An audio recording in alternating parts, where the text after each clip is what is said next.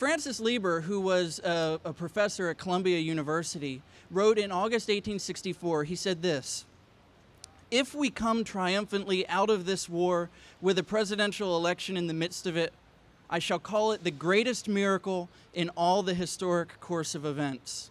The greatest miracle. Well, that miracle did take place. On November 8th, 1864, Americans, both civilians and soldiers, voted throughout the nation for president. It was an unbelievable feat. First time in our history that there had been a popular election like that.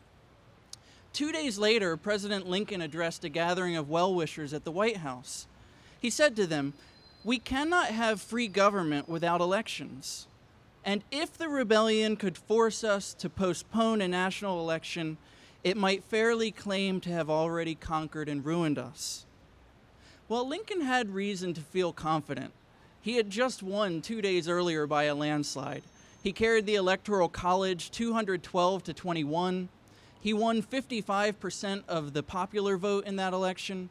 And most amazingly, he won 80% of the soldier vote, a huge number. And so many in the North were celebrating this victory. They knew that it meant the war would soon be over. He would fight to win.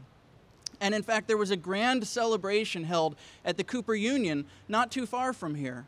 And the organizers of this celebration sent a letter to William Cullen Bryant. I figured since his statue is right over my shoulder, right around the corner from here, I had to bring Bryant into this.